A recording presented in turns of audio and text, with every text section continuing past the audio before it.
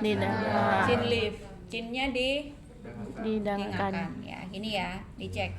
Oh, ada sumbatan nih, ada cairan nih, ada darah nih, suction gitu. Kemudian kalau misalkan pasiennya ternyata habis kecelakaan, berarti yang kita lakukan adalah jaw thrust. Ya, jaw thrust nggak bisa kita lakukan kalau posisinya di samping ya, gitu. Kita lakukannya di depan seperti yang saya contohkan di bawah. Kemudian kalau misalkan pasiennya dicurigai trauma pada cervical, ya kita pasang cervical collar, gitu ya. Kalau saya pasang ya, tadi kan udah ya. Ya. Kemudian setelah kita cek jaw thrust dan lain-lain, kita cek breathing. Breathing seperti biasa, look, listen, and feel. Yang kita rasakan hembusan nafasnya, yang kita lihat, ya, dan juga, ya. Oke. Look, listen, and feel selesai. Breathingnya kan berarti bisa kita tentukan dia mau menggunakan maskernya apa, nasal kanul atau dan lain sebagainya. Tapi perlu diingat, ya, kalau pada pasien-pasien misalkan cedera kepala, stroke, kemudian pokoknya pasien yang memerlukan mobilisasi metabolisme, kemudian oksigen ke otak, nah itu walaupun dia tidak terganggu pernafasannya, breathingnya, RR-nya itu normal, tetap kita berikan oksigen. Ya, pada pasien stroke, kemudian pada pasien-pasien shock, kemudian pada pasien cedera kepala, perdarahan, itu dia walaupun tidak sedang nafasnya misalkan normal, tetap kita berikan oksigen. Kemudian setelah breathing jangan lupa kita sambil cek ya, kalau misalkan dia ada trauma di dada ya langsung ditangani. Tapi kalau tidak nanti ngeceknya. Setelah breathing, circulation, nadi. Ya, nadi kalau nggak ada nadi kita RJP, tapi kalau ada nadi kita cek nadinya berapa. Terus kemudian kita pasang IV line. Kan pasti ya dipasang IV line kalau di IGD. Pasang IV line kita tentukan sesuai dengan kebutuhan pasien. Dia butuhnya apa, cairannya NSK, RLK, D5 dan lain sebagainya. Kemudian setelah itu cek ada perdarahan atau tidak.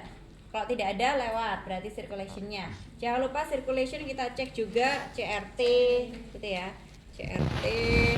Kemudian setelah itu disability ya. Pakai AFPU apa GCS? Primary survey,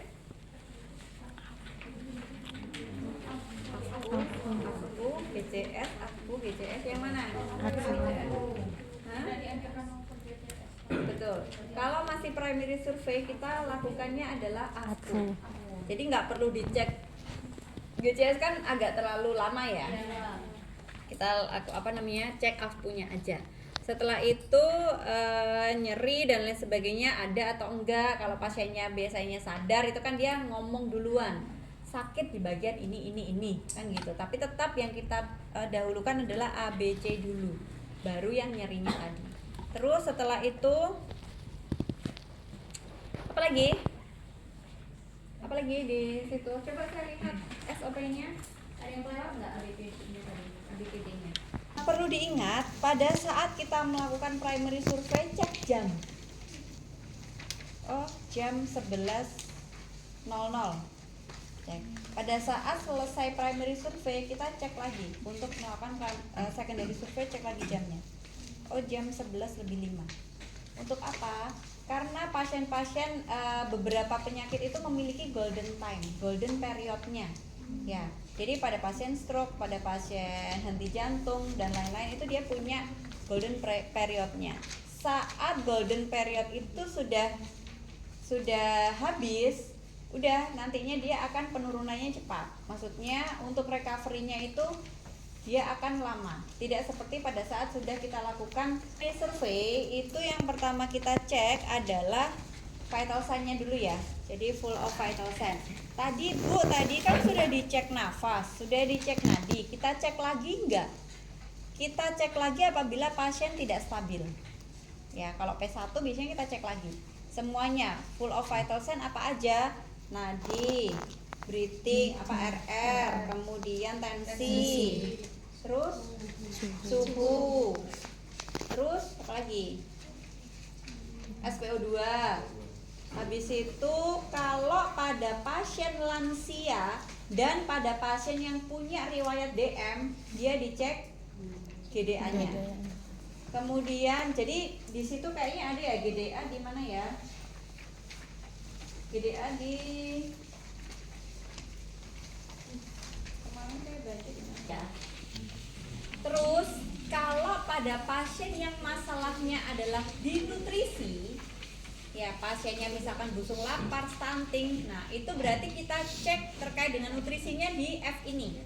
Apa aja yang dicek? Berat badan sebelum dan setelah dia sakit. Kemudian lila kalau ada, atau IMT biasanya. IMT-nya berapa? Itu diceknya di F, ya. Terus kemudian kalau misalkan pasiennya mengeluh karena kolesterol, ya diceknya di F. Kolesterol, asam urat, ya semuanya diceknya di F ini. Atau kalau misalkan kita memerlukan pemeriksaan diagnostik, contoh pengambilan darah, itu diceknya di sini. Kita lakukan pengambilan darahnya di tahap ini, gitu. Setelah itu yang kita lakukan adalah histori ya. Jadi pada saat kita mengkaji empel ini, kita bisa mengkajinya dari awal sebenarnya. Kalau dia sadar, dan kalau yang mengantarkan itu adalah keluarga terdekatnya. Tapi kalau dia korban kecelakaan, yang mengantarkan itu bukan keluarganya, yang kita kaji tidak perlu A sampai P itu sampai L sampai L itu dicek semua, nggak perlu, cukup E saja. S dan E boleh.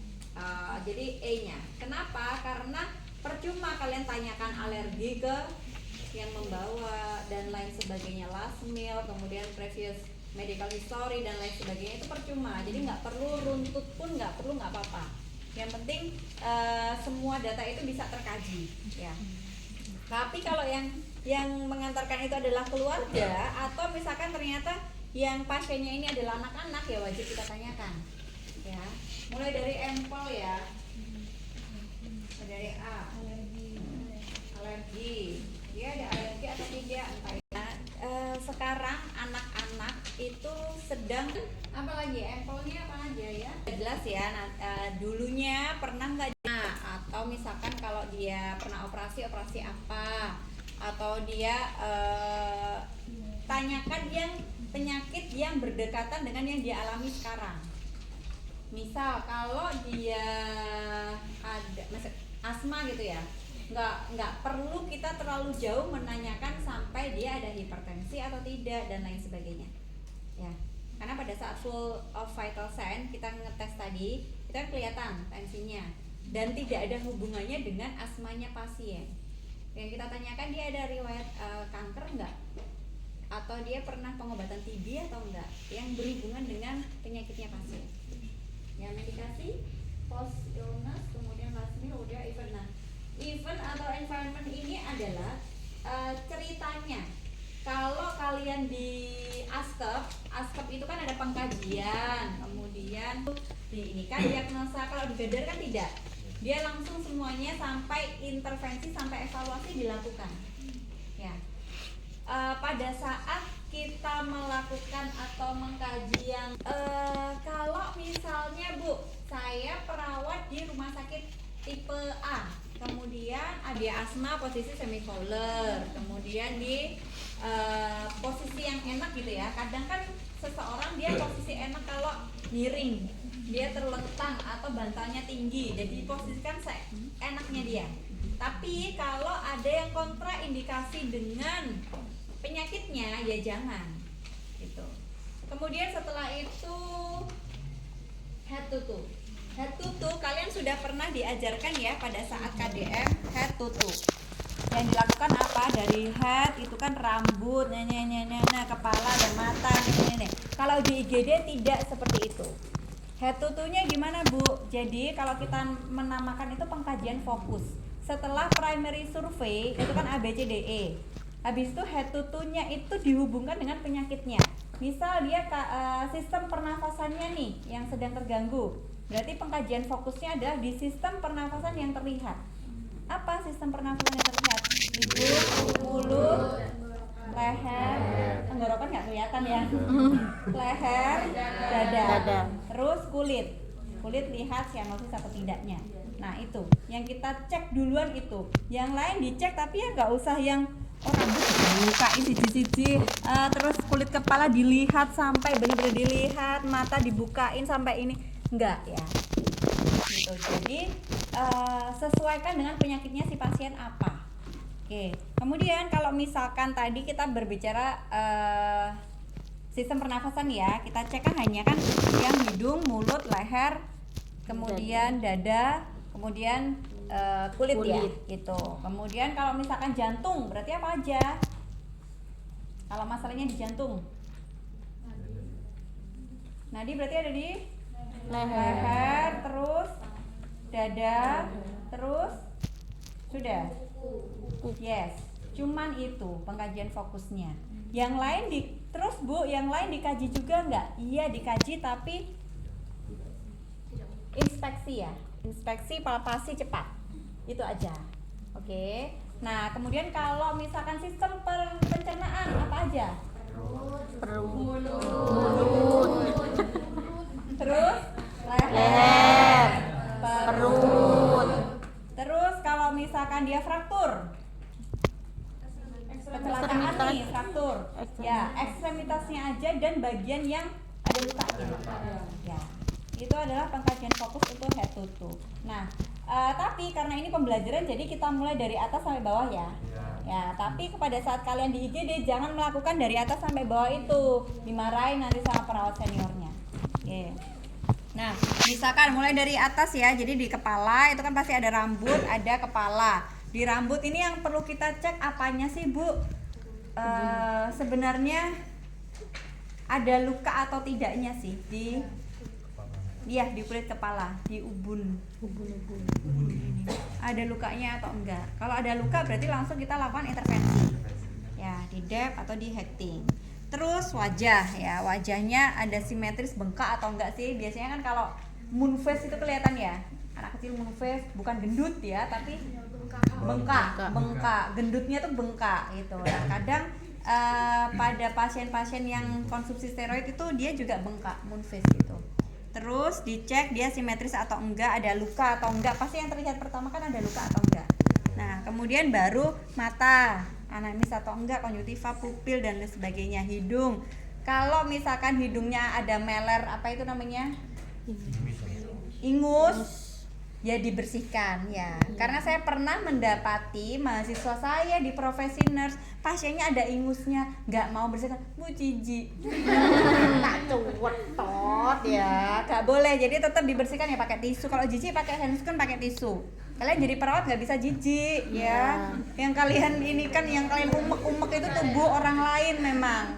Dan tubuh orang lain ada yang tubuhnya pengemis, tubuhnya gembel. Tapi juga ada yang tubuhnya orang kaya raya, dia bersih, mulus, itu juga ada. Ya, jadi berbagai manusia kalian dapatkan di rumah sakit. Nah, terus kalau ada yang entah itu ingusnya atau ludah, iler dan dibersihkan, ya dibersihkan. Kemudian mulut, dicek mulutnya itu apa, ada pecah-pecah atau enggak, oh dia ada tanda dehidrasi enggak sih, seperti itu dicek. Kemudian setelah itu adalah leher. Di leher yang kita cek apa aja, ada nadi di sana. Kemudian ada distensi vena jugularis atau enggak. Kemudian trakeanya itu lurus atau miring, deviasi trakea atau enggak. Ya. Kemungkinan kalau dia deviasi trakea ada entah itu tumor di sini di leher atau ada masalah di paru-parunya yang mendesak trakeanya miring ke sebelah yang sehat. Ya, yang nggak sehat itu dia memakan banyak tempat biasanya. Terus setelah itu baru dada ya. Tuh gak bisa dicopot. Ya udah gini aja dah. Di dada yang kita lakukan IPPA, inspeksi, palpasi, perkusi, auskultasi. Inspeksi dicek simetris enggak, kemudian kembang kempisnya gimana, ada tulang yang tertinggal atau enggak. Kemudian inspeksi sudah, terus palpasi ya, dicek. Yang dipalpasi apanya Bu? Koste dan bagian yang ada bagian yang sakit atau tidak. Kalau misalkan di situ sudah terlihat kebiruan, ya gak usah dipenek-penek. Ya itu sudah pasti sakit, nggak perlu dipalpasi lagi. Ya, tapi kalau misalkan si pasiennya tidak sadar, kemudian di situ tidak ada jejas ataupun apa, boleh kita palpasi untuk mengecek beneran tidak ada fraktur di kostenya gitu. Setelah palpasi, perkusi di mana berarti Bu? Di interkostenya. Kan ada koste di ICS-nya ya. Jadi ngecek parunya, dia suaranya itu darah atau udara gitu. Kalau di sebelah sini biasanya suaranya agak darah ya, karena kan ada jantung di sini gitu. Setelah itu auskultasi ya dipakai, dia suruh tarik nafas, hembuskan gitu. Yang kita cek 1, 2, 3, 4 ini ya. Ngeceknya ya. Kenapa? Agar supaya kita langsung tahu ada beda antara kanan dan kiri. Ya, dekstra sinistra. Terus sudah. Habis dada apa? Abdomen, diingat di abdomen itu ada 4 kuadran ya. Di masing-masing kuadran kita harus hafal organ apa yang ada di sana. Mulai dari hepar, pankreas, lien, kemudian lambung, usus, seperti itu. Kemudian di bagian sini dia masuknya sih sebenarnya pemeriksaannya juga perut ya, karena kalau panggul kan panggul sendiri. Di perut tapi bagian belakang ginjal. Ya. Terus kita cek ada pembengkakan atau enggak. Inspeksi dulu sih. Ya, diinspeksi jangan salah sangka ya antara edema, hamil dan juga gendut. Ya, banyak macamnya Bu. Saya nggak bisa mengenali ini hamil atau besar karena gendut, gitu. Atau misalkan karena busung lapar. Ya, kalau busung lapar kan sudah pasti jelas ya dia kurus. Kemudian perutnya gede. Gedenya itu gede gitu ya, gedenya itu mengkilat gitu, seperti asites itu mengkilat itu. Jadi pasien dia kalau asites kita bawakan midline ya, midline atau tali putih biasanya kalau di rumah sakit, tali putih untuk ngecek ini tingginya segini nih hari ini saat saya ngecek. Nantinya kalau kita kan sudah ngasih pengobatannya tadi waktu circulation kan dikasih IV line beserta dengan pengobatannya, kita cek beberapa jam kemudian dia menurun nggak gitu, langsung kita evaluasi nantinya. Terus inspeksi tadi ya, jangan lupa kalau hamil itu biasanya dia kalau masih kecil di daerah pubis ke atas gitu, jadi dia melengkungnya di sana. Kalau misalkan hamilnya belum trimester 3 itu biasanya juga belum ke perut bagian atas, jadi masih di sini gitu, jadi bedakan. Kadang orang tuanya nggak tahu kalau anaknya hamil, soalnya masih bisa ditutupi pakai jaket biasanya. Kalau zaman sekarang banyak sekali soalnya ya kejadian seperti itu. Terus inspeksi sudah, auskultasi. Oh, dipalpasi ya, dicek tadi bengkak atau enggak. Perkusi perlu nggak Bu ya, buat bung atau enggak? Buat apa ini namanya? Ada udara atau enggak? Ya, biasanya bung itu ada udaranya. Terus setelah itu auskultasi, bising usus. Setelah itu apa? Apa setelah itu? Pelvis. Nah, pelvis itu dipegang sininya, digoyangkan. Dia kretek-kretek tidak? Iya. Ya. Harusnya dia kan ada di tempatnya, nggak akan bergoyang.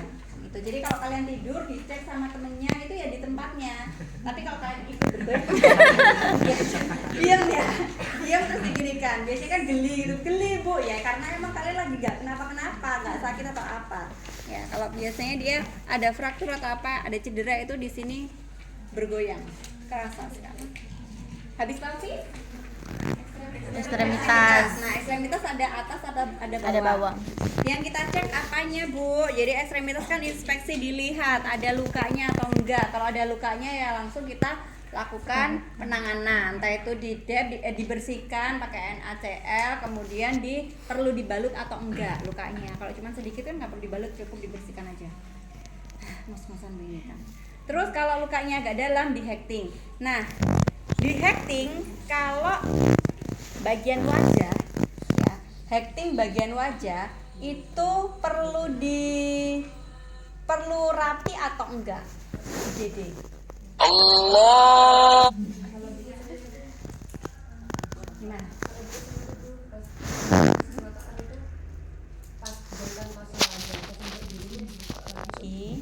Itu seseorang dilihat pertama dari muka ya. Jadi Iya. kita ada etik terkait dengan hal itu adalah jangan sampai ada perubahan citra tubuh pada pasien. Jadi dilakukan sebaik mungkin, tapi ya jangan lama sekali tidak. Malah bahkan di rumah sakit yang tersertifikat internasional. Nah, terus ekstremitas ya tadi. Ekstremitas selain tadi ada luka atau enggak, inspeksi tadi, kemudian kita cek kekuatan ototnya, ya kekuatan ototnya gimana. Kemudian kita cek misalkan dia ada edema, kita cek fitting edemanya. Ya biasanya pada ibu hamil, pada orang-orang yang gagal ginjal, kemudian pada orang-orang yang punya penyakit jantung itu ada edema di ekstremitasnya. Punggung kalau pasiennya tidak ada cedera ya disuruh miring ya, disuruh miring aja, disuruh miring. Yang kita cek di sini apa sih di belakang? Inspeksi apanya dulu, ada luka atau enggak, ya kan seperti itu. Nah kadang pada lansia, apalagi pada lansia itu kalau dia sakit, dia kan di rumah itu kan ditidurkan, kita ceknya itu langsung palpasi. Ada yang nyeri enggak? Kemungkinan dia sudah ada tanda-tanda dekubitus, tapi keluarganya nggak tahu kalau itu tanda-tanda dekubitus. Dia biasanya mengeras sedikit, kemudian dipegang itu agak ada sensasi nyerinya gitu. Terus kita cek ginjal. Kalau sakit ya berarti ada sesuatu di ginjalnya, entah itu gagal ginjal atau dan lain sebagainya. Banyak sekali soalnya ya sekarang karena minuman berasa, Iya. suntik putih, dosis tinggi dan lain sebagainya itu yang membuat ginjalnya tidak baik-baik saja. Karena setiap saya supervisi ke ICU, ke ruang HD di Jember dan di sekitarnya itu kan kita pakainya kan rumah sakit Subandi. Muda-muda, kadang anak-anak. Nah, anak-anak biasanya karena neurologis. Nah, neurologis yang kita cek cukup GCS pupil. Ya, dia bisa bergerak, bisa apa, berarti kan nggak ada masalah pada neurologisnya. Nggak perlu kalian ngeceknya itu nervus 1 sampai 12. Saraf kranial ya. Dibawakan kopi, bisa nyium nggak? Oke. Nah, kalian tapi kan pada saat KDM, pada saat pemeriksaan head to toe itu kan neurologis dicek itu kan. Itu kalian ngeceknya nanti di ruang rawat inap aja. Ya. Kalau di IGD nggak perlu. Begitu, ada lagi? Sudah. Di neurologis sudah. History ya tadi penyimpulannya. Sudah ya? Nggak ada? Oke, sudah selesai primary secondary survey, kita masuk yang praktikum ke 1, 2, 3, 4. Hah? Ya betul toh? Yang bencana? Tiga bencana. Ya toh? Oh, yang poster itu. Cukup 2 kelompok aja yang presentasi atau 1? Satu. Satu udah setengah 12. Ini